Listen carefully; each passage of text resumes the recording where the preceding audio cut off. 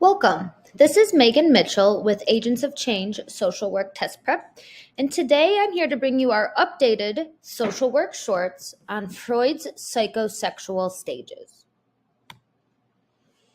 So, Freud had some psychosexual stages that he outlined, and Sigmund Freud is considered to be the father of psychoanalysis. He suggested that psychological development takes place in fixed stages, and we will cover those stages in just a moment. They are the oral stage, the anal stage, the phallic stage, the latency stage, and the genital stage. So there were 5 critical stages. And he believed that if a child does not resolve a conflict at each stage, fixations will occur. And some of these fixations that he stated could include addiction, neurosis, depression, and other compensations that would come out in later adulthood. And he believed that this came from tension between the id and the superego. So you might also see these terms as they relate to Freud's psychosexual stages. There's the id.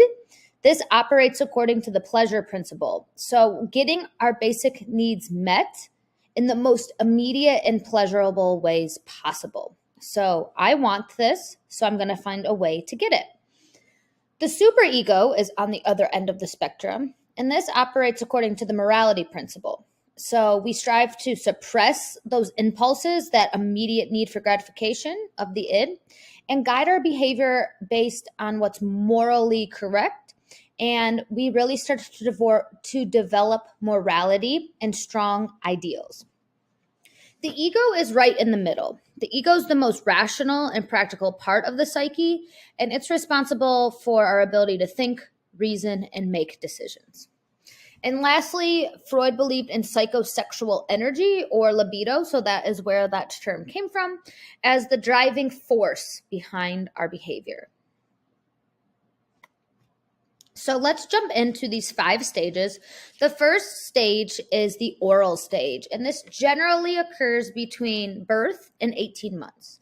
And it's exactly what it sounds like. An infant's gratification comes from stimulation from the mouth. So this can include sucking and tasting, which is done through the mouth, either through breastfeeding, teething, putting items into the mouth. And during this stage, infants are finding the ways that they feel safe and secure. So attachment is really important in this stage. And at the end of this stage, infants are becoming less dependent on their caregiver for their basic needs. So why is the oral stage so important? Because oftentimes breastfeeding or using the oral muscles is how an infant gets their food, right? They are taking in their food intake through the mouth. That's the oral stage. The next stage is the anal stage, and this is generally 18 months to about 3 years, give or take. And at this stage, gratification is coming from the anus and the bladder. A big important step that Freud focused on here in the anal stage is toileting. So becoming confident and independent in toilet training, mastering that toilet training. Anal fixation or extreme parent pressure from parents during this stage, according to Freud, can result in an obsession with cleanliness, perfection, and control.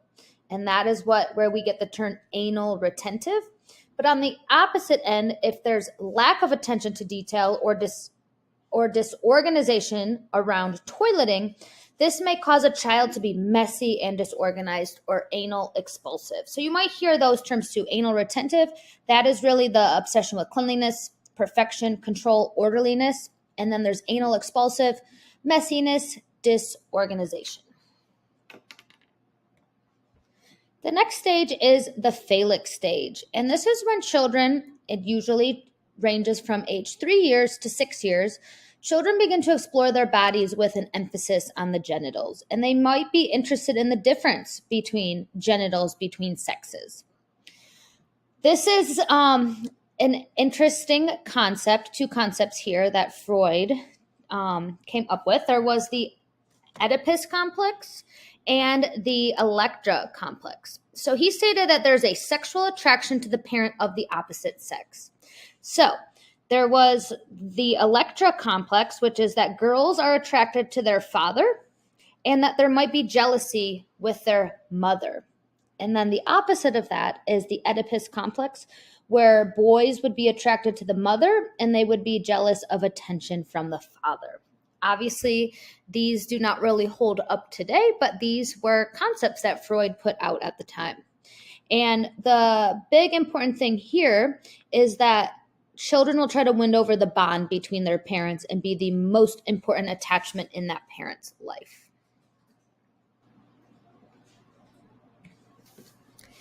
The next stage is the latent stage, or the latency stage, and this generally occurs from 6 years of age to puberty.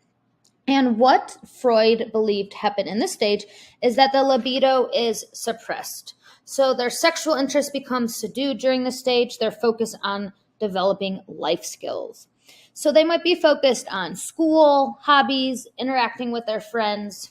During this stage, children are more drawn to same-sex peers as playmates. That is according to Freud. Of course, this does not necessarily hold up today.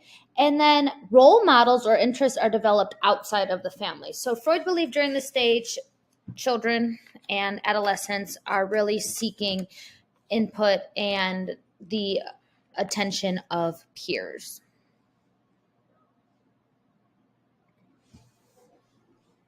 The last stage is the genital stage, and this is from puberty until the end of life. And in this stage, Freud believed that libido picks back up. And we know that the onset of puberty is different for every adolescent. So that's why there's no exact age for this, because puberty hits different children at different times. At this stage, Freud believed that individuals become more compassionate and focused on others rather than on themselves, which was opposite of the last stage. Individuals begin to engage in physical and emotional intimacy, so that ties into that increase in libido. And then individuals will also strive for long-term healthy relationships. So here, libido's on the rise, need for sexual attraction, physical attraction, and emotional attraction. So to wrap up, let's work through a practice question. An 11-year-old becomes very involved in clubs at her school. The child's mother becomes very concerned because the girl is not wanting to spend as much time with the mother and chooses activities with friends over family activities. According to Freud, what is the most likely stage the child is in? A, industry versus inferiority stage. B, latency stage.